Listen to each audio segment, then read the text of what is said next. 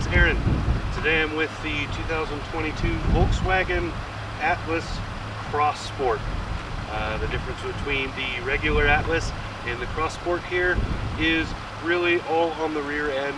It has, this eliminates the third row and shortens up the back. You'll see that a little more as we go around it.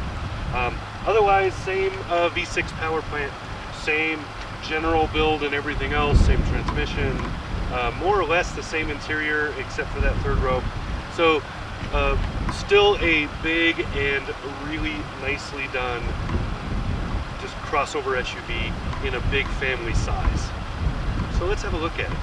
So with the side profile here, you can see it is a large sized crossover SUV.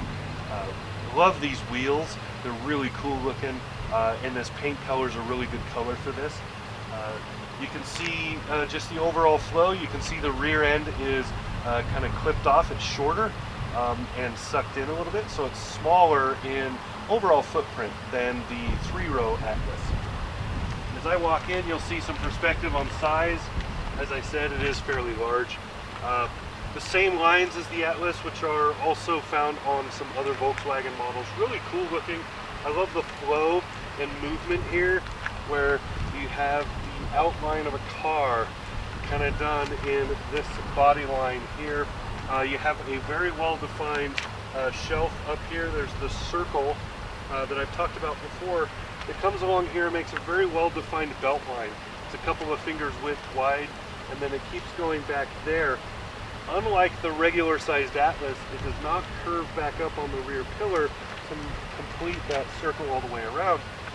Instead, it keeps going back.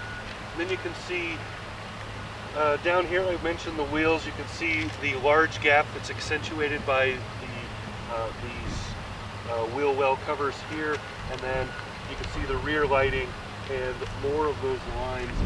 So what we're looking at is a little more of a sport look for the Atlas. So instead of being a standard Atlas crossover, it's a sportier looking one. So let's go look at the working end and we'll talk about the interior. So on the back of the Atlas here, you can see the line that came across here keeps going around the back, and then this lets you know the packaging. Over here, this tells you that it is the all-wheel drive model. Unlike other Volkswagens, you do not press this to open it, which is kind of a bummer. I love that about Volkswagen. But when you pull the little trigger underneath, you can see the back cargo area. I have a few things in here, but I can't reach the seats from here. It's a very large cargo space. Underneath this is a spare tire. It is not full-sized. It is a running spare donut style, but it is sized matched to the tires that come with the vehicle. So really cool here. And then this does not have the optional cargo cover that would come here. It does have a couple of grocery hooks. You can see one right there, and it has tie downs. There are one in each of the 4 corners to click into. They're D-hook style.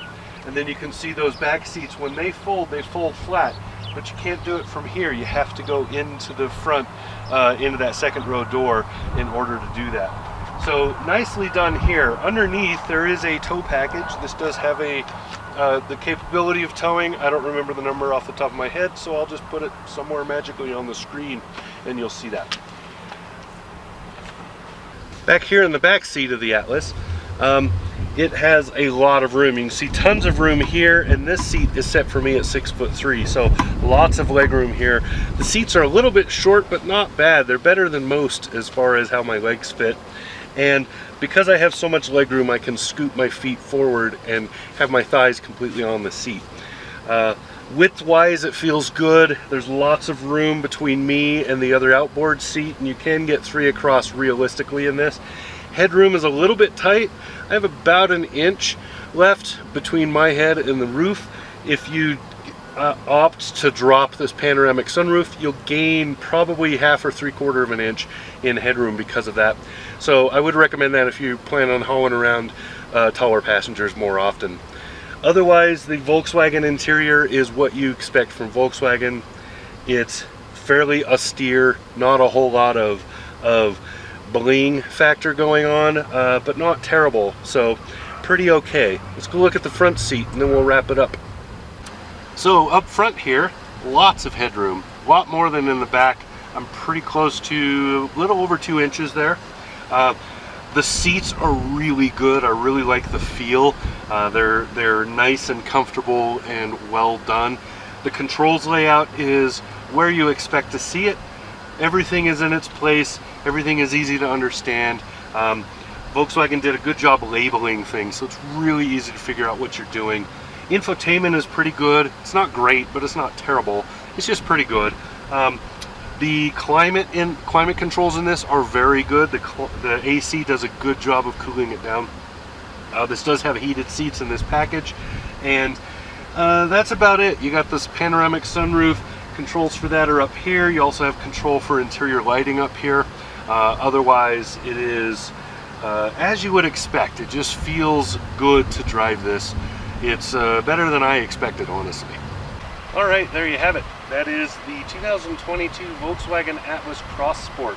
I left a few things out in this review. I'll put them up on the screen now. Expected MPGs plus what I actually got. Wonderful, wonderful rig. I really like the feel of it. It's a good daily driver. So that's what I got. This has been Aaron in the, it's supposed to be Wyoming summer, but we're getting like rain and wind. Anyway, this is the 2022 Volkswagen Atlas Cross Sport. This has been Aaron. Talk to you again soon.